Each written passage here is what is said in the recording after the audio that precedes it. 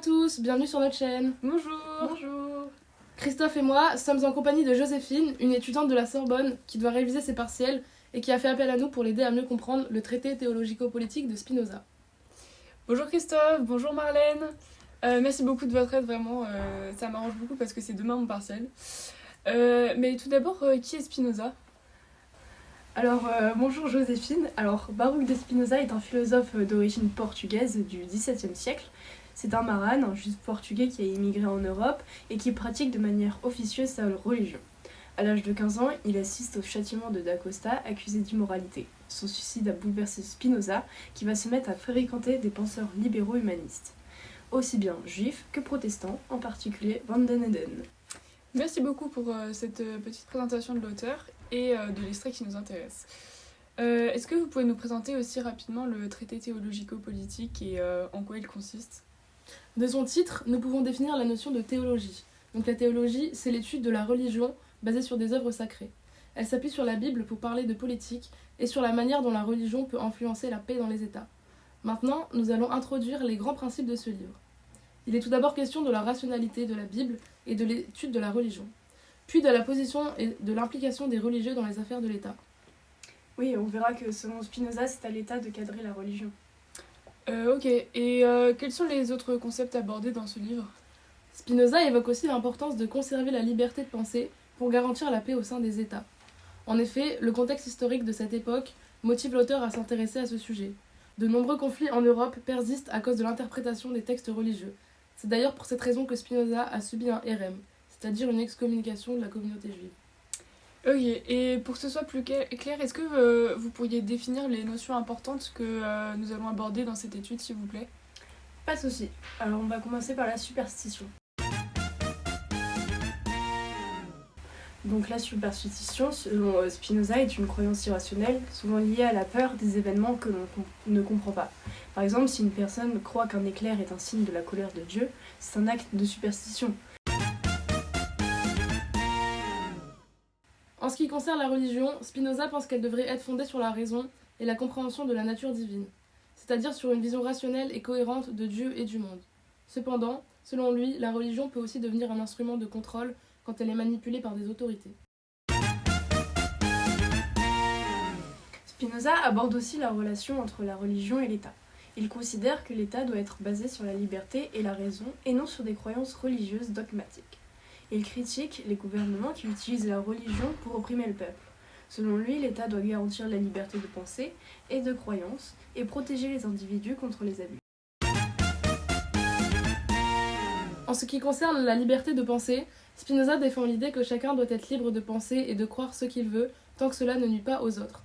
Il soutient que la liberté d'expression et de pensée est essentielle pour une société juste. Maintenant, on va parler de la connaissance de Dieu et de la nature. Donc Spinoza soutient que Dieu n'est pas une entité séparée du monde, mais qu'il est identique à la nature. La connaissance de Dieu, c'est donc comprendre les lois de la nature et la manière dont tout fonctionne dans l'univers.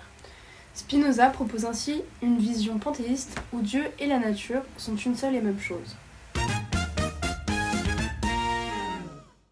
À propos de la manipulation de la religion par le pouvoir, Spinoza critique l'utilisation de la religion par les autorités politiques et religieuses pour manipuler les masses. Les autorités, selon lui, utilisent la superstition pour maintenir les gens dans l'ignorance et les soumettre à des lois injustes.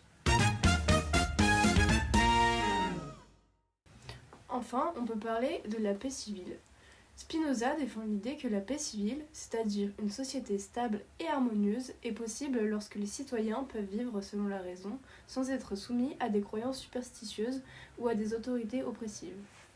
Ok, bon, je prends note de tout ça. Et on commence par quoi maintenant ?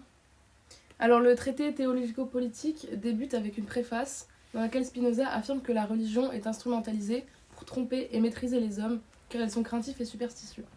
Ainsi, il préconise d'interpréter rationnellement la Bible. Comment ça, les hommes sont superstitieux ? Tous ? Pour Spinoza, la superstition naît de l'ignorance, de la peur des phénomènes naturels et des événements qui échappent à la compréhension humaine. Par exemple, à la page 44, il écrit « La cause donnée la superstition qui la conserve et l'alimente est donc la crainte ». Lorsque les hommes sont confrontés à l'inexplicable ou à ce qui leur semble hors de leur contrôle, ils ont tendance à attribuer ces événements à des causes surnaturelles ou divines. Il est donc commun à tous les hommes d'être superstitieux. À la page 45, il est écrit « De la cause que je viens d'assigner à la superstition, il suit clairement que tous les hommes y sont sujets de nature, parce que tous les mortels ont une certaine idée confuse de la divinité. » Cette attitude est le fruit de l'ignorance et de la faiblesse humaine, qui cherche à donner un sens et trouver une forme de sécurité en attribuant des événements incompris à des volontés divines. À la page 43, il écrit « De la sorte, il forge d'innombrables fictions et quand il interprète la nature, il découvre partout le miracle comme si il est déliré avec eux. » Spinoza explique que la superstition résulte principalement de l'incapacité de l'homme à comprendre les lois naturelles et les causes réelles qui gouvernent le monde. Mais du coup, ça voudrait dire qu'il y a une forme de danger dans la superstition ? En effet, la superstition est dangereuse selon Spinoza, car elle perturbe le jugement des individus, les éloigne de la vérité et les rend vulnérables à la manipulation. Lorsqu'une personne croit que ses malheurs ou ses joies dépendent des forces extérieures, qu'elle ne comprend pas, elle devient passible des influences de ceux qui détiennent le pouvoir de lui expliquer ces événements.